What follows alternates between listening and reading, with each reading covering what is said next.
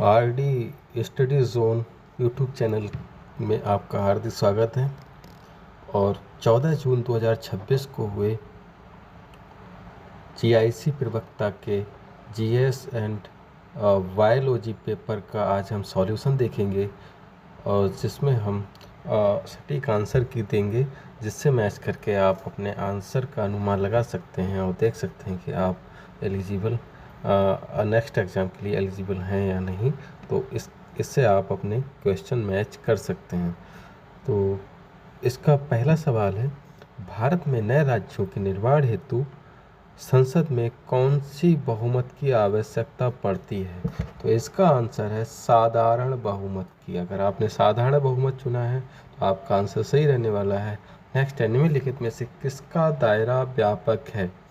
तो किसका दायरा व्यापक है? तो इसका आंसर रहने वाला है आंतरिक नियंत्रक, आंतरिक नियंत्रण। आंतरिक नियंत्रण इसका सही आंसर है।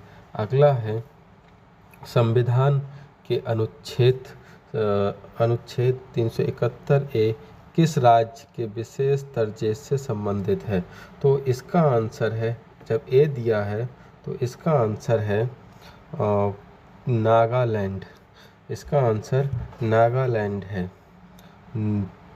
नागालैंड। और 371 की बात की जाती तो ये महाराष्ट्र और गुजरात में लागू होती है। इसके अलावा 371 बी आसाम में, 371 सी मणिपुर में, 371 डी आंध्र प्रदेश में, और 371 ई तेलंगाना में, और 371 एफ सिक्किम में, 371 जी मिज़ोरम में, 371 एच आंध्र प्रदेश में, 371 आई गोवा में, और 371 जे कर्नाटका में लागू होती है। नेक्स्ट सवाल है, वह विकल्प चुनिए जो तीसरी संख्या से उसी प्रकार संबंधित है जिस प्रकार दूसरी संख्या पहली संख्या से संबंधित है। अगर हम इसका अगर आंसर देखें तो 5 को 150 से क्या संबंध है ये देखेंगे पहले। तो इन्होंने बताया कि 5 का क्यूब प्लस 5 का स्क्वायर 150 रहने वाला है। इसी तरह से हम देखें तो 8 का क्यूब और 8 का क्यूब एंड 8 का स्क्वायर, तो 8 का स्क्वायर ये इसका आंसर रहने वाला है 576। तो 5 का आंसर हो जाएगा डी। और नेक्स्ट सवाल की ओर हम बढ़ते हैं। जो कि सवाल है, महोगनी वृक्ष निम्नलिखित में से कौन सा एक वनस्पति वन क्षेत्र प्रदेश में प्रमुखता से पाया जाता है? तो इसका आंसर हम अभी देखेंगे। इसका आंसर है उष्णकटिबंधीय वर्षा वन में। ठीक है, इसका आंसर है उष्णकटिबंधीय वर्षा वन में। नंबर 7 क्वेश्चन है, किस संगीतकार को बिहारी बुलबुल की उपाधि दी गई? बिहारी बुलबुल की उपाधि दी गई विद्यापति को। विद्यापति अगर आपका सही है तो आंसर सही है। और इसके बारे में अगर हम बात करें, विद्यापति को ये उपाधि दी गई, और विद्यापति को इसके साथ साथ मैथिल कोकिल नाम से भी जाना जाता है। लिख लेंगे, मैथिल कोकिल नाम से भी जाना जाता है। कोकिल नाम से भी जाना जाता है। नेक्स्ट सवाल की ओर बढ़ते हैं। नेक्स्ट सवाल है, नोबेल शांति पुरस्कार विजेता श्री कैलाश सत्यार्थी की आत्मकथात्मक पुस्तक का शीर्षक क्या है? तो इनकी जो बुक है आत्मकथात्मक पुस्तक का जो शीर्षक है वह है दिया सलाई। और ये दिया सलाई पुस्तक जयपुर के एक फेस्टिवल में, जिसका पूरा नाम है JLF यानी कि जयपुर लिटरेचर फेस्टिवल में इस पुस्तक का विमोचन हुआ था। इस पुस्तक में उन्होंने बताया है कि विदिशा के एक साधारण बालक से बचपन बचाओ आंदोलन तक का उन्होंने सफ़र कैसे तय किया।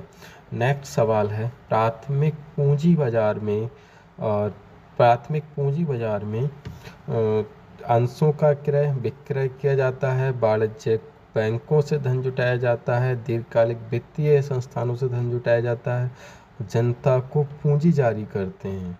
तो इसका आंसर है डी, यानी कि जनता को पूंजी जारी करते हैं। अब जनता को पूंजी जारी कैसे करते हैं, तो ये शेयर, बॉन्ड और आईपीओ ला करके जनता से धन जुटाते हैं। उस तरह से इसको प्राथमिक पूंजी बाजार में जनता को पूंजी जारी करते हैं। ठीक है, तो इस तरह से इसका आंसर आप याद रखेंगे। ऑपरेशन फ्लड कार्यक्रम संबंधित है, तो ऑपरेशन फ्लड सबको पता होगा, ये मिल्क यानी कि दूध से संबंधित है। श्वेत क्रांति भी इसको हिंदी में कहा जाता है।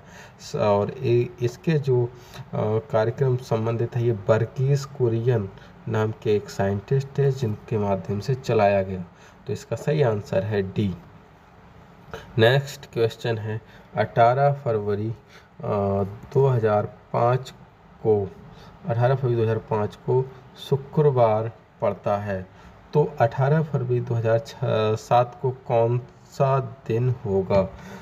तो अगर हम इसका आंसर देखें तो 18 फरवरी 2007 और 2005 हर साल हम देखते हैं कि एक दिन आगे बढ़ जाता है।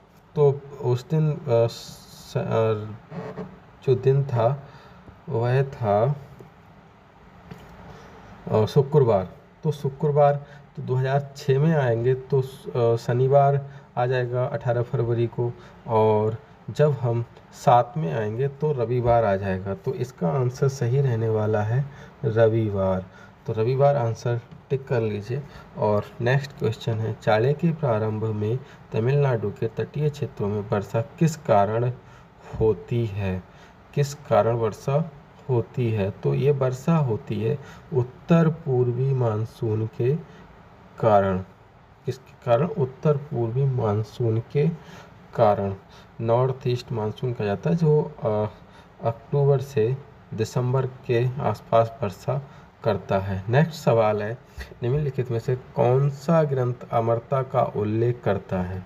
तो इसका आंसर रहने वाला है डी, यानी कि ऋग्वेद। ऋग्वेद इसका आंसर रहने वाला है।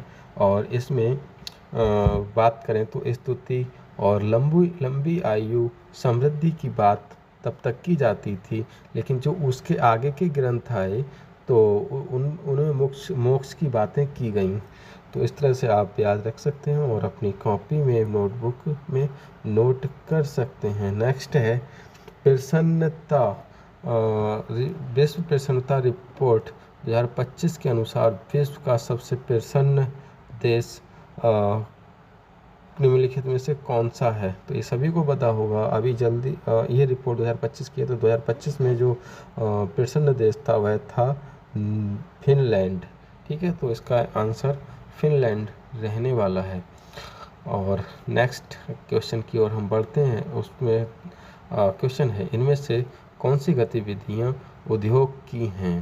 तो अगर हम उद्योग की गतिविधियों में देखें तो ये सारी की सारी सर्विस सेक्टर की, यानी कि सर्विस सेक्टर, सेवा क्षेत्र से जुड़ी हुई हैं। तो इनमें से कोई नहीं है, तो इनका आंसर इसमें आ जाएगा डी, उपर्युक्त में से कोई नहीं। और नेक्स्ट क्वेश्चन की ओर बढ़ते हैं। 16 जैविक कृषि आंदोलनों का अंतर्गत महासंघ का मुख्यालय स्थित है। महासंघ का मुख्यालय स्थित है, तो इसका मुख्यालय जर्मनी में स्थित है। ठीक है, जर्मनी में स्थित है। जर्मनी में कहाँ स्थित है? तो बोन नाम की एक शहर है, बोन, तो वहाँ पर है। बोन नोट कर लेंगे, बोन जर्मनी।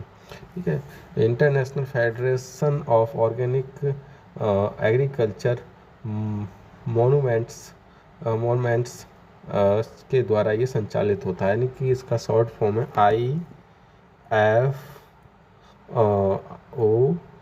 IFOAM। ये नोट कर लेंगे। ठीक है, IFOAM के द्वारा ये संचालित होता है। नेक्स्ट क्वेश्चन की बात करें तो निम्नलिखित में से कौन सा नगर अलकनंदा और भागीरथी नदियों का संगम स्थल है? 17 का आंसर रहने वाला है देवप्रयाग। फिर देवप्रयाग में ये मिल करके दोनों नदियाँ बना लेती हैं गंगा, यहाँ से नाम हो जाता है गंगा। ठीक है, गंगा। फिर नेक्स्ट क्वेश्चन है, बंदूक की गोली छोड़ते हैं तो पीछे की ओर झटका लगता है, उदाहरण है। तो ये उदाहरण है न्यूटन के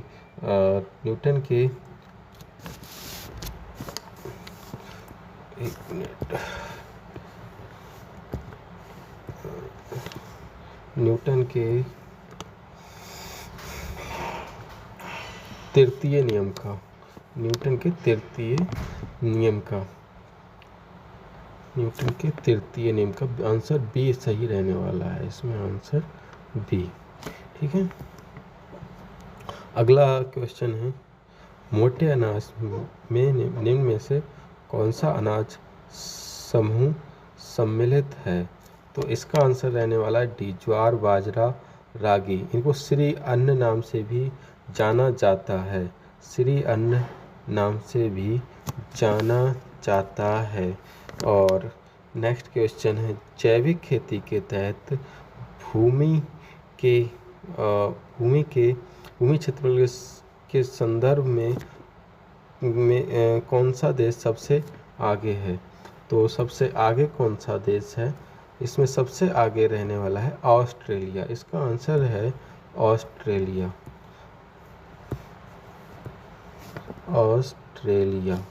इसका आंसर ऑस्ट्रेलिया है।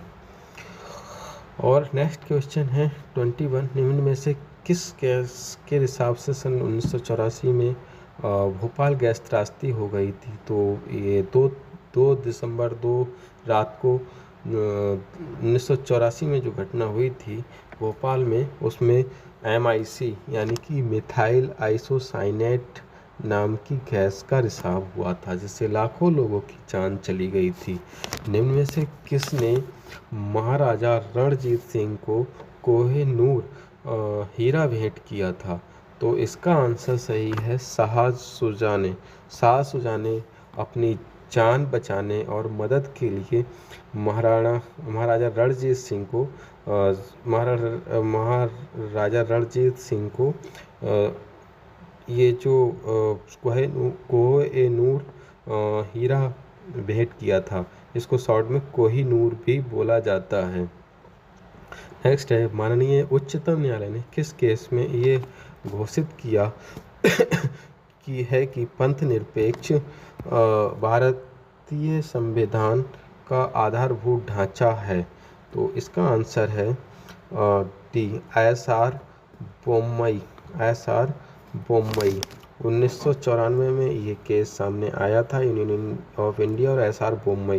तो इस केस में कहा गया कि पंथ निरपेक्ष भारतीय संविधान का आधारभूत ढांचा है।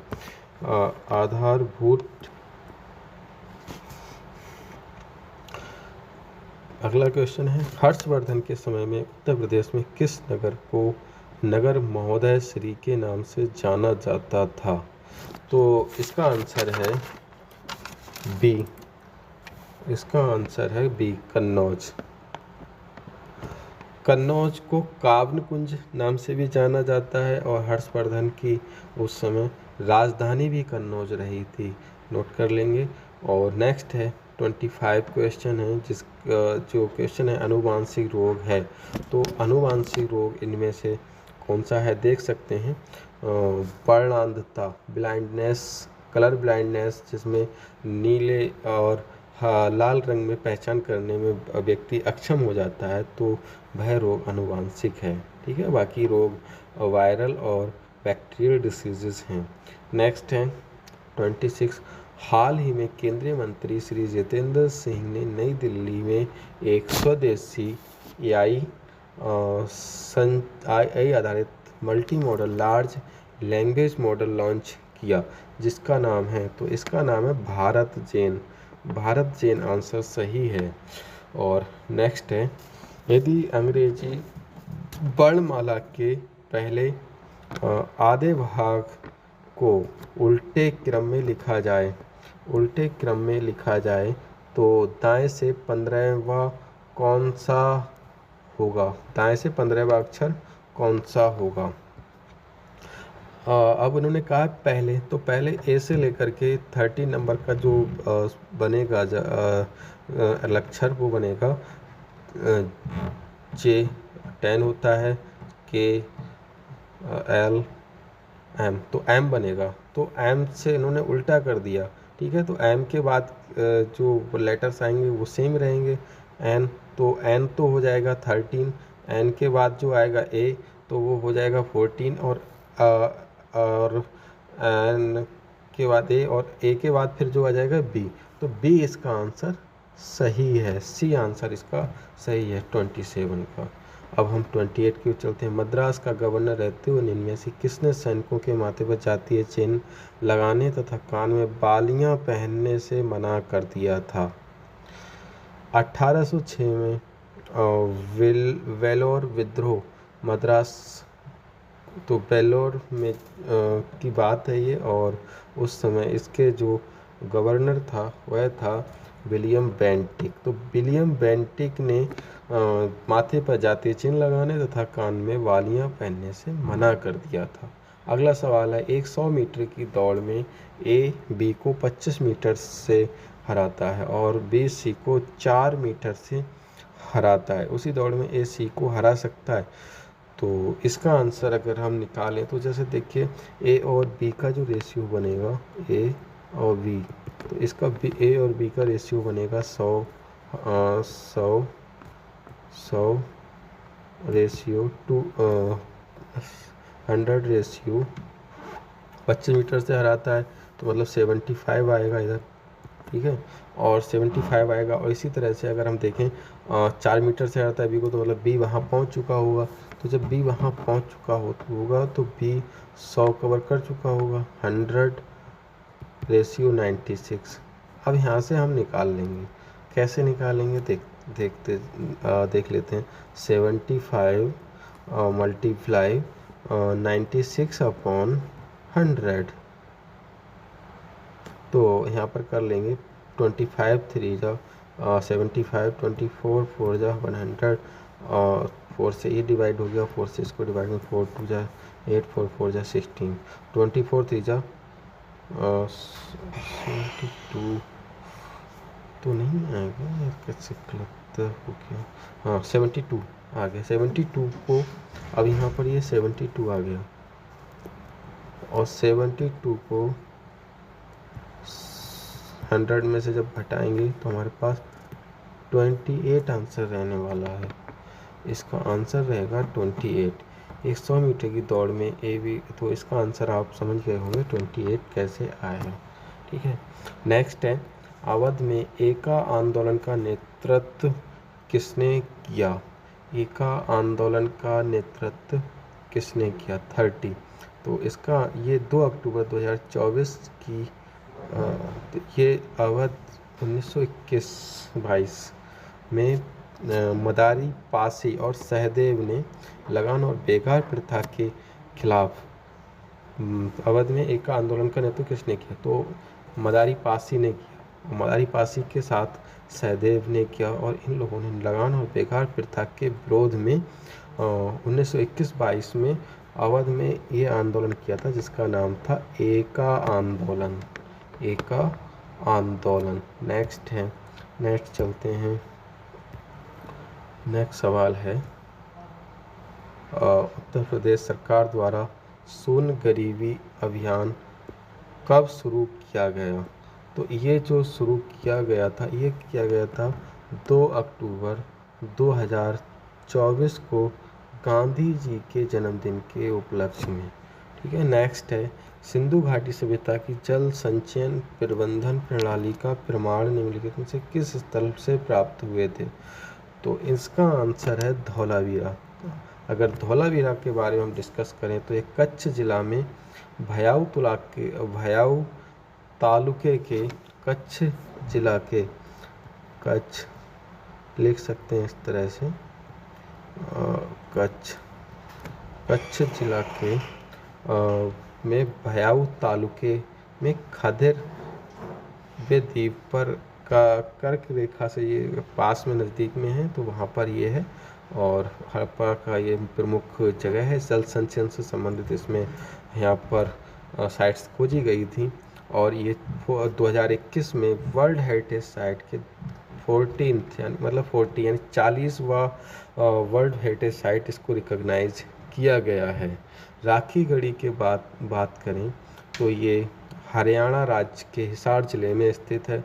और यहाँ से सरस्वती नदी और द्वेतवती नदी यहीं पर यहाँ पर शो हुई थी। और द्वेतवती नदी संस्कृत का शब्द है, इसको घग्गर और राखी नदी भी कहते हैं। घग्गर और रावी नदी भी कहते हैं। और ये सबसे बड़ा स्थल है वर्ल्ड साइट का, ठीक है, राखी गढ़ी। और खुदाई में यहाँ पर जल निकास प्रणाली और अन्नागार, मिट्टी की ईंट, मनके आदि मिले थे, ठीक है। और भिर्राणा जगह दे रखी है। भिर्राणा जगह हरियाणा के फतेहाबाद में स्थित है। और ये सिंधु नदी के तट पर है। और ये लगभग 7500-6000 ईस्वी पूर्व मतलब के पहले का ये प्लेस है। और यहाँ से मिट्टी के बर्तन, देवी की मूर्तियाँ, नृत्य करती लड़की आदि खोजे गए हैं, खुदाई में पाए गए हैं। लोथल की हल्का डिस्कस कर लेते हैं। गुजरात के अहमदाबाद जिले के भोगवा नदी पर स्थित है, साबरमती नदी के तट के पास, ठीक है। तो यह विशेष प्राचीन बंदरगाह था। और यहाँ बीड्स, मन के बनाने के कारखाने मिले हैं।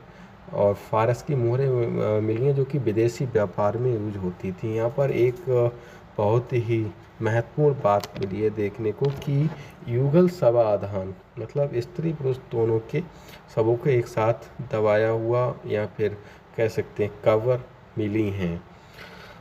और इसके साथ ही ये क्वेश्चन आपका कंप्लीट हो जाता है। हम नेक्स्ट क्वेश्चन की ओर बढ़ते हैं। 33 क्वेश्चन में है निम्न में से कौन सा चरण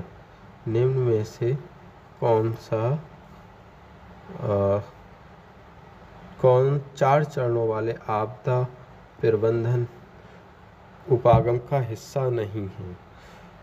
और तो आपदा प्रबंधन में 4 चरण यूज किए जाते हैं। तो 4 चरणों में पहला चरण होता है निवारण, मिटिगेशन, जिसको एम से डिनोट कर लेते हैं। दूसरा होता है रेस्पॉन्डेंस, जिसको तैयारी कहते हैं। तीसरा होता है रेस्पॉन्स, फिर MR और फिर रिकवरी, ठीक है। रिकवरी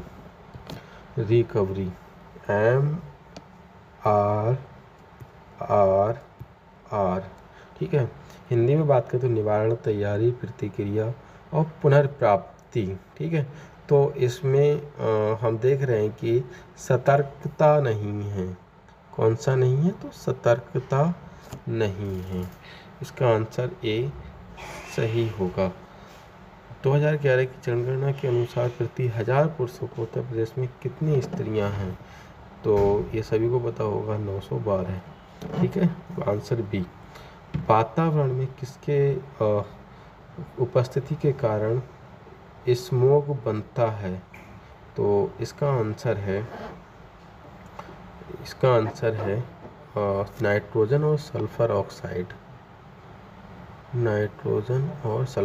यानी कि आंसर ए। अब नेक्स्ट क्वेश्चन की ओर बढ़ते हैं। 36। एक वस्तु का मूल्य पहले 20% बढ़ाया जाता है और तथा बिक्री की कमी के कारण बाद में मूल्य को 25% घटा दिया जाता है। वस्तु के अंतिम मूल्य में शुद्ध प्रतिशत परिवर्तन है। तो शुद्ध प्रतिशत परिवर्तन अगर हमको ज्ञात करना है तो हम क्या करेंगे? जैसे मान लीजिए किसी वस्तु का मूल्य 100 रुपये था, 100 रुपये से बढ़ा के कितना कर दिया? 20% बढ़ाया तो हो गया ये 120%, मतलब 120 हो गया। अब यहाँ 25% की कटौती करें तो 25% कैसे निकालेंगे? 25/100, तो 100 को यहाँ काट लेंगे, 0 से 0 कट गया और 5 5 जा 25 और 5 2 जा 10, 2 1 जा 2, 2 6 जा 12, 6 5 जा 30, 30 ठीक है। तो 30 अब अगर हम देखें तो टोटल उसका तो 30, अगर हम माइनस कर दें तो 90 बचेगा, मतलब 100 में से 120 में से 30 माइनस कर दें तो 90 बचेगा। अब 90 अगर 100 में से माइनस करेंगे तो 10 बचेगा। तो ये 10% इसका आंसर सही रहने वाला है, यानी कि आंसर सी सही है। 37 की ओर हम बढ़ते हैं। 37 दे रखा है, भारत में पहली सूती मिल कब स्थापित हुई। हालांकि इसका आंसर डाउटफुल है, क्योंकि इसमें अगर हम देखें तो 1888 में पहली सूती मिल इस्टेब्लिश की गई थी, और सफल मिल की बात करें तो 1854 में, पहला 1818 में की गई थी, लेकिन सफल की बात होगी तो 1854 ये बॉम्बे में की गई थी। ठीक है, बॉम्बे। और मुझे लिखने में थोड़ी आसान दिक्कत हो रही है, आप समझ जाइएगा, बॉम्बे। ठीक है, तो इन दोनों में से तो कोई आंसर नहीं है, लेकिन 1798 को सही माना जा सकता है। इसमें जैव विविधता के नुकसान का प्राथमिक कारण निम्न में से फिर भी 37 आंसर को आयोग के ऊपर छोड़ देते हैं, कौन सा सही रहता है। 1798 अगर आपने लगाया तो मुझे लगता है कि ज़्यादा सही रहने के चांसेस हैं। नेक्स्ट, जैव विविधता के नुकसान का प्राथमिक कारण निम्न में से कौन सा है। तो इसका आंसर डी, आवास का विनाश और विखंडन। हम जीव जंतुओं के आवास का विनाश कर रहे हैं, विखंडन कर रहे हैं, वहाँ पर खेती के लिए और विभिन्न प्रोजेक्ट्स के लिए हम उनकी जगह को छीन रहे हैं। तो इससे क्या हो रहा है, जैव विविधता का नुकसान हो रहा है। जब उनके रहने के लिए जगह ही नहीं रहेगी तो वो ख़त्म हो जाएंगे ना। तो इसी तरह से हम समझ सकते हैं आंसर डी इसका सही रहने वाला है। ठीक है, आंसर 39 क्वेश्चन है। अपनी सामान्य चाल से 3/5 की चाल से चलने पर किसी आदमी को 20 मिनट की देरी हो जाती है। यदि वह अपनी सामान्य चाल से चले तो उसे कितना सामान्य समय लगेगा। तो 3:5 से अगर चल रहा है तो उसको 20 मिनट की क्या हो रही है, देरी हो रही है। ठीक है, तो इसका अगर हम डिफरेंस निकालें 3 - 5 तो हो जाएगा क्या, 2। ठीक है, और 2 = 20 करेंगे तो 2 बन जा 2, 2 10 जा 20, तो 10 आ गया। ठीक है, 10 आ गया। अब 10 आ गया, अब वो पूछ रहा है कितना सामान्य समय लगेगा 10 का, और 3 की 30 10 और 3 की मल्टीप्लाई कर देंगे। ठीक है, तो 30 मिनट का समय लगेगा। इसका आंसर रहने वाला है सही डी। किसी महासागर का अत्यधिक खारा जल प्रकृति में शुद्ध पानी में परिवर्तित हो जाता है। तो इसका आंसर है सी, यानी कि जल चक्र के द्वारा।